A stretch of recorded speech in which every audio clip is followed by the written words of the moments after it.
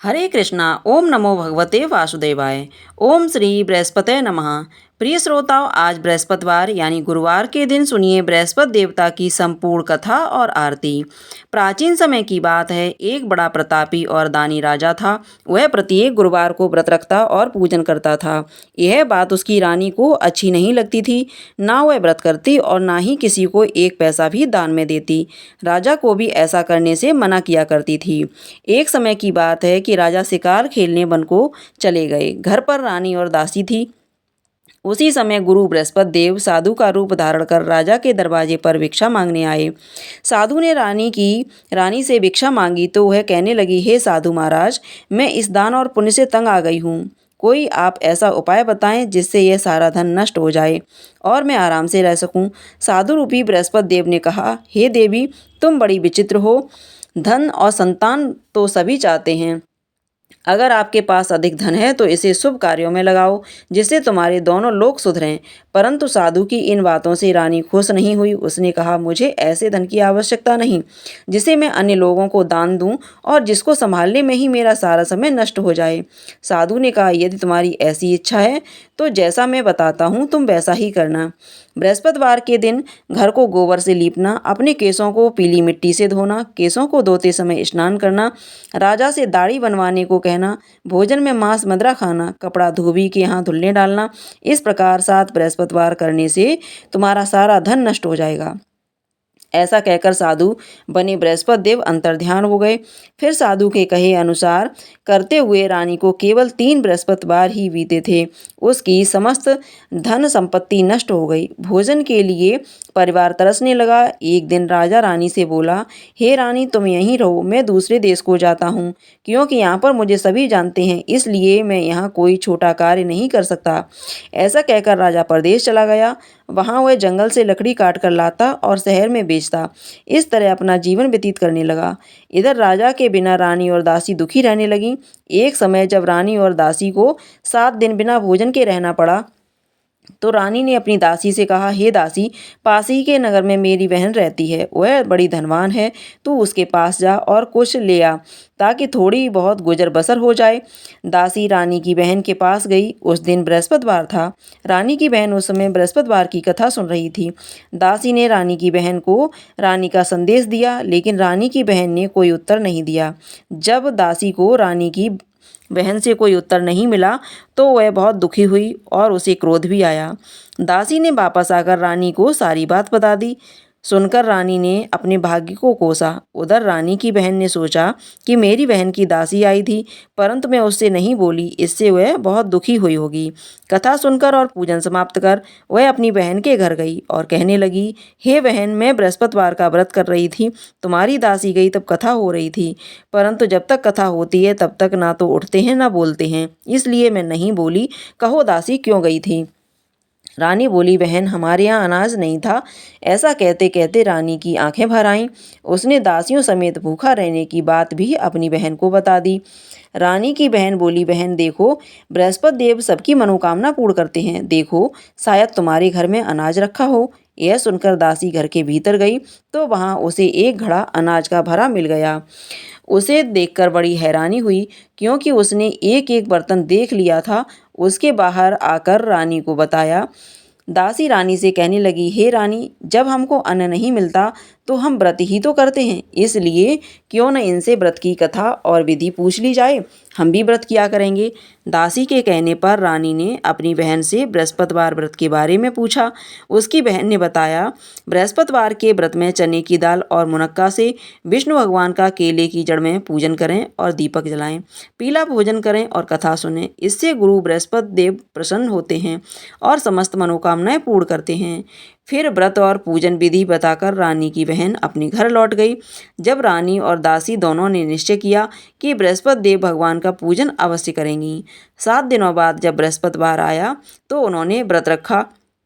गुड़साल से जाकर चना गुड़ बीन लाई और उसकी दाल से केले की जड़ का तथा विष्णु भगवान का पूजन किया। अब पीला भोजन कहाँ से आए? दोनों बड़ी दुखी हुई, परंतु उन्होंने व्रत किया था, इसलिए बृहस्पति देव भगवान प्रसन्न थे। वे एक साधारण व्यक्ति के रूप में 2 थालों में सुंदर पीला भोजन लेकर आए और दासी को देकर बोले, हे दासी, यह भोजन तुम्हारे लिए और तुम्हारी रानी के लिए है, तुम दोनों ग्रहण करना। दासी भोजन पाकर बहुत प्रसन्न हुई। उसने रानी को सारी बात बताई। उसके बाद से वे प्रत्येक बृहस्पतिवार को बृहस्पति देव का व्रत और पूजन करने लगीं। बृहस्पति भगवान की कृपा से उनके पास धन हो गया, परंतु अब फिर रानी पहले की तरह आलस्य करने लगी। तब दासी बोली, देखो रानी, तुम पहले भी इस प्रकार आलस्य करती थी, तुम्हें धन रखने में कष्ट होता था, इसी कारण सभी धन नष्ट हो गया। अब बृहस्पति देव की कृपा से हमें धन मिला है, तो फिर तुम्हें आलस्य होता है। बड़ी मुश्किलों के बाद हमने यह धन पाया है, इसलिए हमें दान पुण्य करना चाहिए।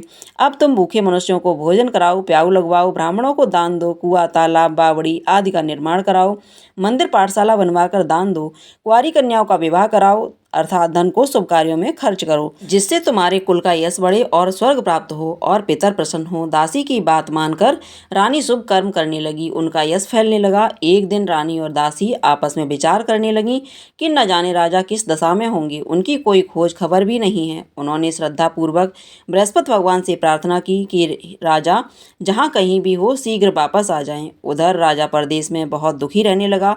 वह प्रतिदिन जंगल से लकड़ी का बीन कर लाता और उसे शहर में बेचकर अपने दुखी जीवन को बड़ी कठिनता से व्यतीत करता। एक दिन दुखी होकर अपनी पुरानी बातों को याद करके वह रोने लगा और उदास हो गया। ठीक उसी समय राजा के पास बृहस्पति देव साधु के वेश में आकर बोले, हे लकड़हारे, तुम इस सुनसान जंगल में किस चिंता में बैठे हो, मुझे बतलाओ।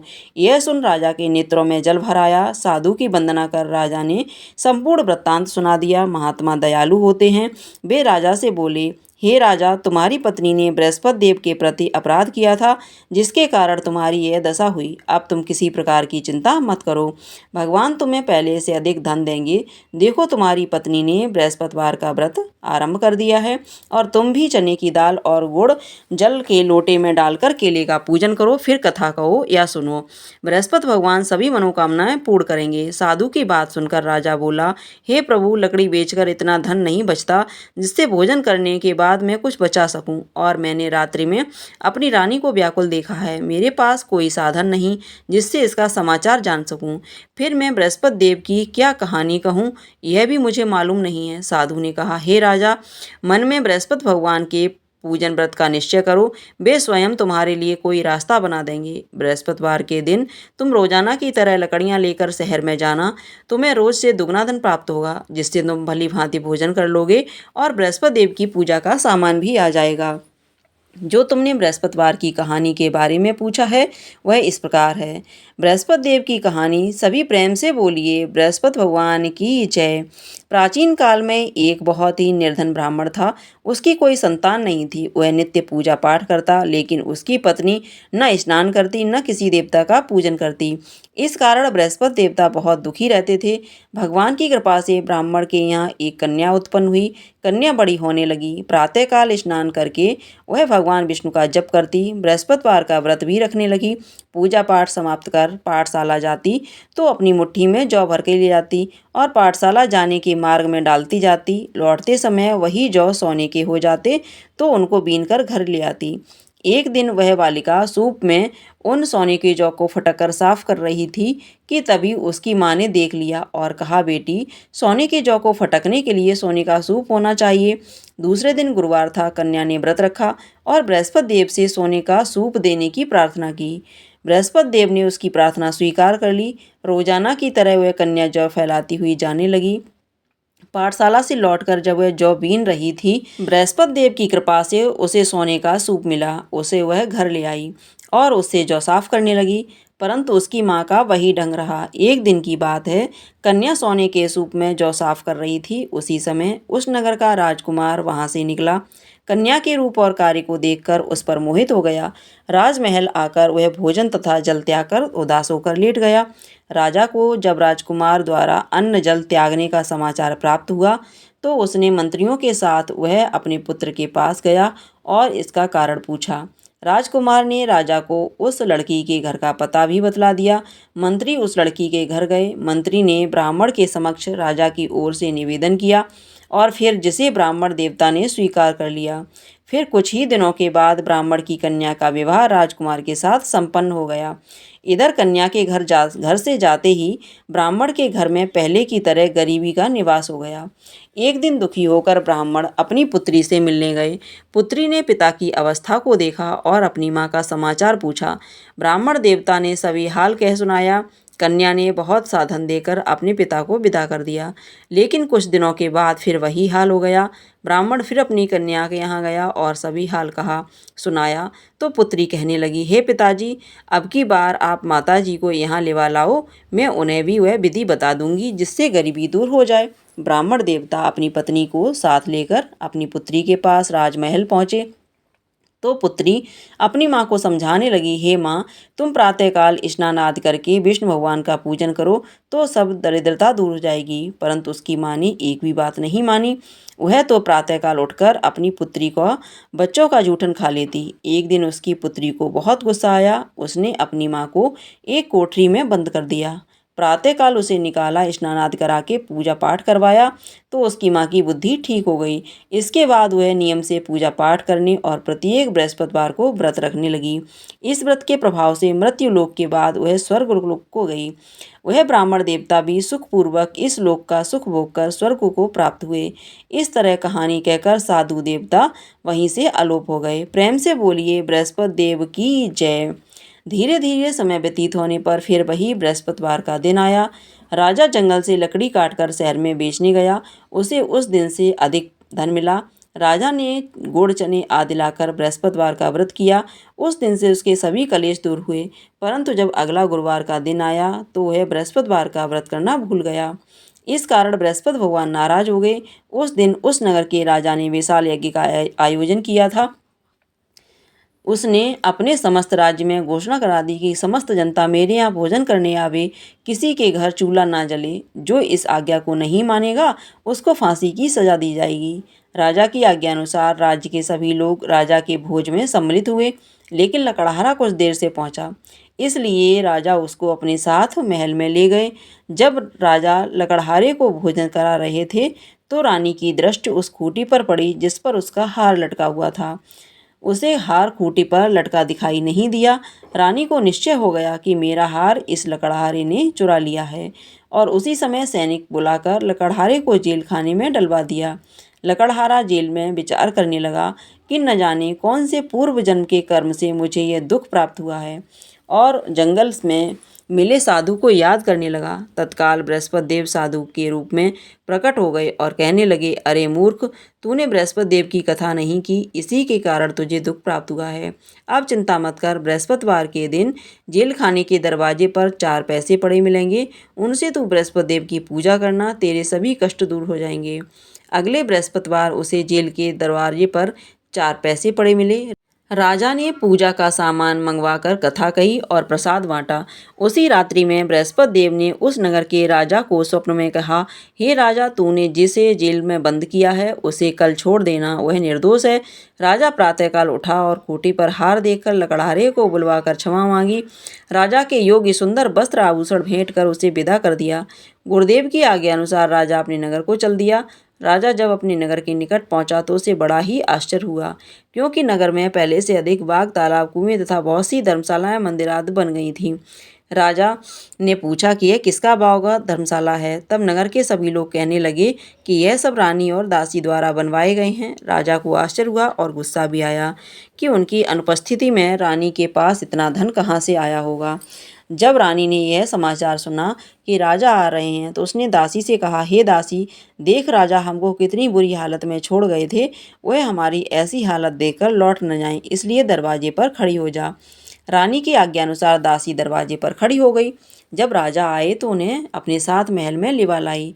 तब राजा ने क्रोध करके अपनी तलवार निकाली और पूछने लगा, बताओ यह धन तुम्हें कैसे प्राप्त हुआ। तब तब रानी ने सारी कथा कह सुनाई। राजा ने निश्चय किया कि मैं प्रत्येक दिन में 3 बार कथा करूंगा और रोज व्रत किया करूंगा। अब तो हर समय राजा के दुपट्टे में चने की दाल बंधी रहती और वह दिन में 3 बार कथा कहता। एक दिन राजा ने विचार किया कि चलो अपनी बहन के यहाँ हो आऊं।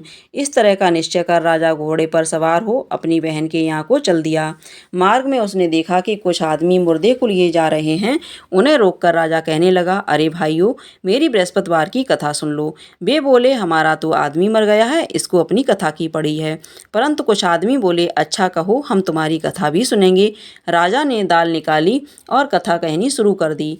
जब कथा आधी हुई थी कि मुर्दा हिलने लग गया और जब कथा समाप्त हुई तो राम राम करके वह मनुष्य खड़ा हो गया। राजा आगे बढ़ा, उसे चलते चलते शाम हो गई। आगे मार्ग में उसे एक किसान खेत में हल चलाता मिला। राजा ने उससे कथा सुनने का आग्रह किया तो वह किसान बोला, मैं जब तक तेरी कथा सुनूंगा तब तक मैं 4 हरैयाँ जोत लूंगा। जा तू अपनी कथा किसी और को सुनाना। इस प्रकार किसान ने कथा सुनने के लिए मना कर दिया। राजा आगे चल पड़ा। राजा के हटते ही बैल पछाड़ खाकर गिर गए और किसान के पेट में बहुत जोर से दर्द होने लगा। उसी समय किसान की माँ रोटी लेकर आई। उसने जब यह देखा तो अपने पुत्र से सब हाल पूछा। बेटे ने सभी हाल बता दिया। बुढ़िया दौड़ी दौड़ी उस घुड़सवार के पास गई और उससे बोली, बेटा, मैं तेरी कथा सुनूंगी, तू अपनी कथा मेरे खेत पर चलकर ही कहना। राजा ने लौटकर बुढ़िया के खेत पर जाकर कथा कही, जिसके सुनते ही बैल उठ खड़े हो गए और किसान के पेट का दर्द भी बंद हो गया। अब राजा अपनी बहन के घर पहुंच गया। बहन ने भाई की खूब मेहमानी की। दूसरे दिन प्रातःकाल राजा जगा तो वह देखने लगा कि सब लोग भोजन कर रहे हैं। राजा ने अपनी बहन से पूछा कि ऐसा कोई मनुष्य है जिसने भोजन न किया हो, मेरी बृहस्पतिवार की कथा सुन ले। बहन बोली, हे भैया, यह देश ऐसा ही है। यहाँ के लोग पहले भोजन करते हैं, बाद में अन्य काम करते हैं। फिर वह एक कुम्हार के घर गई जिसका लड़का बीमार था। उसे पता चला कि उसके यहाँ 3 दिन से किसी ने भोजन नहीं किया है। रानी ने अपने भाई की कथा सुनने के लिए कुम्हार से कहा तो वह तैयार हो गया। राजा ने जाकर बृहस्पतिवार की कथा कही, जिसको सुनकर उसका लड़का ठीक हो गया। अब तो राजा की प्रशंसा होने लगी। एक दिन राजा ने अपनी बहन से कहा, हे बहन, मैं अब अपने घर जाऊंगा, तुम भी तैयार हो जाओ। राजा की बहन ने अपनी सास से अपने भाइयों के साथ जाने की आज्ञा मांगी। सास बोली, चली जा, परंतु अपने लड़कों को मत ले जाना, क्योंकि तेरे भाई को कोई संतान नहीं होती है। बहन ने अपने भैया से कहा, हे भैया, मैं तो चलूंगी, परंतु कोई बालक नहीं जाएगा। तब राजा बोला, जब कोई बालक नहीं जाएगा तब तुम ही जाकर क्या करोगी। तब राजा अपनी बहन को भी छोड़कर दुखी मन से अपने नगर को लौट आया। राजा ने अपनी रानी से आकर कहा, सारी बात बताई और बिना भोजन किए वह सैया पर लेट गया। रानी बोली, हे प्रभु, बृहस्पति देव ने हमें सब कुछ दिया है, वो हमें संतान भी अवश्य देंगे। और उसी रात बृहस्पति देव ने राजा को स्वप्न में कहा, हे राजा, उठ, सभी सोच त्याग दे, तेरी रानी गर्भवती है।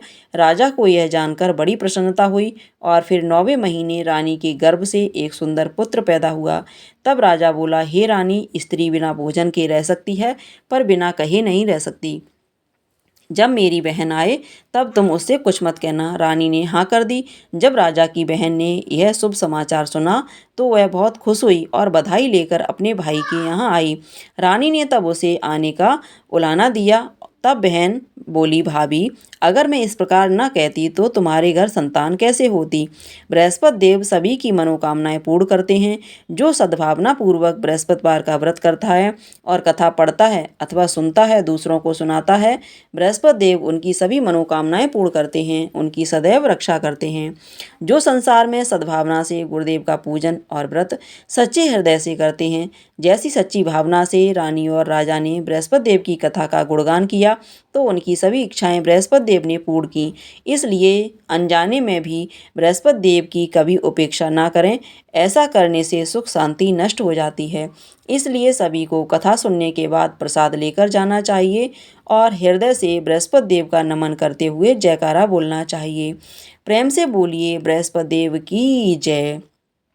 ओम जय बृहस्पति देवा, स्वामी जय बृहस्पति देवा। छिने छिने भोग लगाऊं, कदली फल मेवा। ओम जय बृहस्पति देवा। तुम पूरण परमात्मा, तुम अंतर्यामी, स्वामी तुम अंतर्यामी। जगत पिता जगदीश्वर तुम सबके स्वामी। ओम जय बृहस्पति देवा। चरणामृत निज निर्मल सब पातक हरता। स्वामी सब पातक हरता। सकल मनोरथ दायक कृपा करो भरता। ओम जय बृहस्पति देवा। तन मन धन अर्पण कर जो जन शरण पड़े।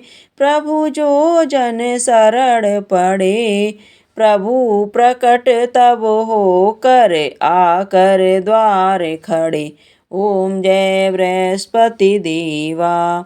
दीन दयाल दया निधि भक्तन हितकारी। स्वामी भक्तन हितकारी।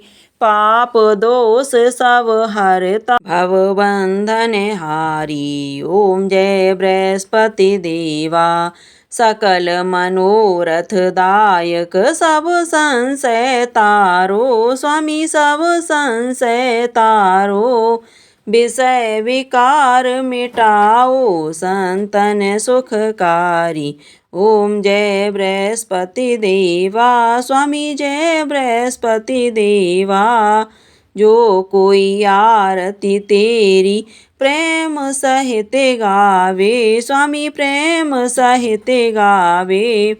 ज्येष्ठानंद बंद सो निश्चय पावे। ओम जय बृहस्पति देवा। स्वामी जय बृहस्पति देवा। छिन छिन भोग लगाऊं कदली फल मेवा। ओम जय बृहस्पति देवा। स्वामी जय बृहस्पति देवा।